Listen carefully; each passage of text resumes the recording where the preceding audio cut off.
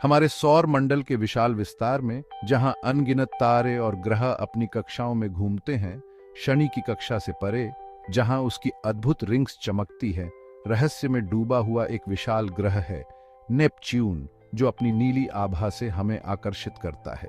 प्राचीन काल से ज्ञात ग्रहों के विपरीत नेपच्यून की खोज विज्ञान की एक जीत थी, जो गणित और अवलोकन की शक्ति का एक अद्वितीय उदाहरण है, मानव बुद्धि की शक्ति का एक प्रमाण, जो हमें ब्रह्मांड के गहरे रहस्यों को समझने में मदद करता है। ये सब एक पहेली से शुरू हुआ, एक ऐसी पहेली जिसने खगोलविदों को सोचने पर मजबूर कर दिया। खगोलविदों ने सूर्य से 7वें ग्रह यूरेनस की कक्षा में अनियमितताओं पर ध्यान दिया था, जो सामान्य से अलग थी।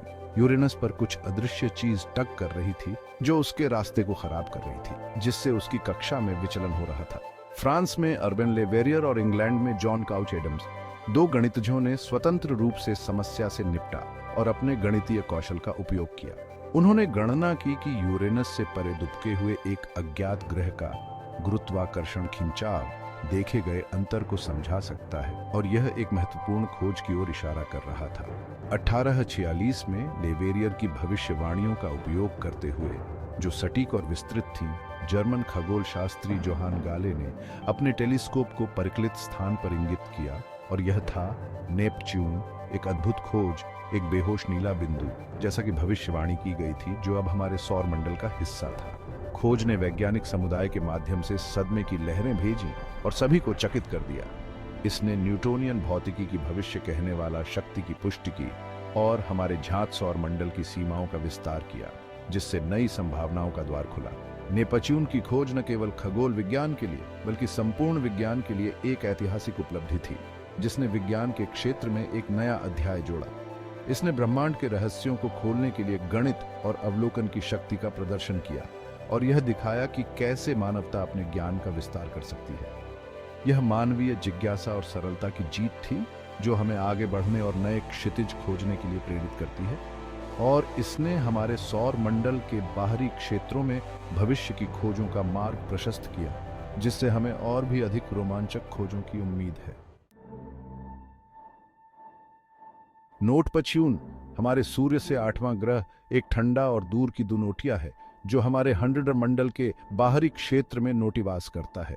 यह आइसीला विशाल इतनोटी दूर है कि सूर्य के प्रकाश को इसके वायुमंडल तक पहुंच नोट में 4 घंटे से अधिक समय लगता है, जो पृथ्वी तक सूर्य के प्रकाश को पहुंच नोट में लग नोट वाले 8 मिनट के विपरीत है।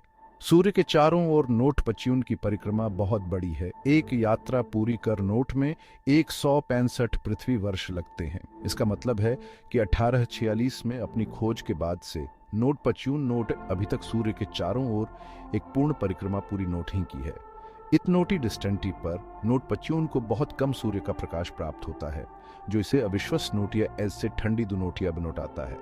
इसका औसत सतह तापमान माइनॉटस 353 डिग्री फ़ारेनहाइट हाइट या माइनॉट्स 214 डिग्री सेल्सियस के आसपास मंडराता है। इसे बर्फ के जायंट काय के एज में वर्गीकृत करता है। यह ठंडा तापमान सूर्य से इसकी डिस्टेंटी और इसकी संरचनोटा का परिणाम है, जो मुख्य एज से पानोटी, अमोनोटिया और मीथेन के बर्फ से बिनोटा है। अपनी डिस्टेंटी और ठंडक के बावजूद नोटपच्यून एक स्पीडशील और आकर्षक दुनोटिया है। इसका वातावरण पावरशाली हवाओं से प्रेरित तूफानोटों और बादलों का एक घूमता हुआ द्रव्यमान है, और इसकी आंतरिक संरचनोटा, जिसे बर्फ और चट्टान का एक गिनोटोनोटा मिश्रण मानोटा जाता है, संभवतः अपने स्वयं के आंतरिक हीट स्रोत का नोटिर्माण करती है। अंतरिक्ष अन्वेषण के इतिहास में वायेजर मिशन मानवीय महत्वाकांक्षा और ज्ञान के लिए हमारी प्यास का प्रमाण है। ये मिशन हमें यह दिखाते हैं कि जब हम सितारों की ओर देखते हैं तो हम क्या हासिल कर सकते हैं। ये जुड़वां अंतरिक्ष यान वायेजर 1 और वायेजर 2 बाहरी सौर मंडल के एक भव्य दौरे पर निकले, जो हमारे सौर मंडल के सबसे दूरस्थ और रहस्यमय ग्रहों की खोज के लिए समर्पित थे। ये अंतरिक्ष यान अभूतपूर्व डेटा और छवियों को वापस भेज रहे थे, जिसने इन दूर की दुनिया के बारे में हमारी समझ में क्रांति ला दी। इन छवियों ने वैज्ञानिकों को इन ग्रहों के वातावरण, सतह और चंद्रमाओं का अध्ययन करने का एक अनूठा अवसर प्रदान किया। 1977 में लॉन्च किया गया वायेजर 2 नेपच्यून का दौरा करने वाला एकमात्र अंतरिक्ष यान होने का गौरव रखता है, जिसने 1989 में एक फ्लाईबाई का संचालन किया था। यह यात्रा अंतरिक्ष अन्वेषण के इतिहास में एक महत्वपूर्ण मील का पत्थर थी। नेपच्यून की इसकी यात्रा एक महाकाव्य ओडिसी थी, जो 12 साल से अधिक समय तक चली और अरबों मील की दूरी तय की। इस यात्रा ने हमें नेपच्यून के बारे में पहले से कहीं अधिक जानकारी दी। अंतरिक्ष यान के प्रक्षेपवक्र ने इसे 1979 में बृहस्पति, 1981 में शनि और 1986 में यूरेनस के पास से गुजारा। प्रत्येक ग्रह के गुरुत्वाकर्षण का उपयोग करके खुद को अपने अगले लक्ष्य की ओर ले गया। बृहस्पति के पास से गुजरते समय वायेजर 2 ने इस विशाल ग्रह के बारे में महत्वपूर्ण डेटा एकत्र किया, जिसमें इसके विशाल तूफान और चंद्रमाओं की जानकारी शामिल थी। शनि के पास से गुजरते समय इसने शनि के छल्लों और उसके चंद्रमाओं के बारे में महत्वपूर्ण जानकारी प्रदान की, और यूरेनस के पास से गुजरते समय इसने इस ग्रह के रहस्यमय वातावरण और चुंबकीय क्षेत्र के बारे में नई जानकारियां दी। प्रत्येक ग्रह के गुरुत्वाकर्षण का उपयोग करके खुद को अपने अगले लक्ष्य की ओर ले गया। इस गुरुत्वाकर्षण सहायता तकनीक ने न केवल यात्रा के समय को छोटा किया, बल्कि वायेजर 2 को अपनी सीमित ईंधन आपूर्ति को संरक्षित करने की भी अनुमति दी। इस तकनीक ने वायेजर 2 को अपनी यात्रा को और भी अधिक कुशल और प्रभावी बनाने में मदद की, जिससे यह अपने मिशन को सफलतापूर्वक पूरा कर सका। प्रत्येक ग्रह मुठभेड़ ने अमूल्य वैज्ञानिक डेटा प्रदान किया, जिसने हमारे सौर मंडल के बारे में हमारी समझ को गहरा किया। लेकिन यह नेपच्यून फ्लाईबाय था जो यकीनन सबसे प्रत्याशित था। वैज्ञानिकों को इस फ्लाईबाय से बहुत उम्मीदें थीं। नेपच्यून रहस्य में डूबा हुआ और पहले कभी किसी अंतरिक्ष यान द्वारा नहीं देखा गया।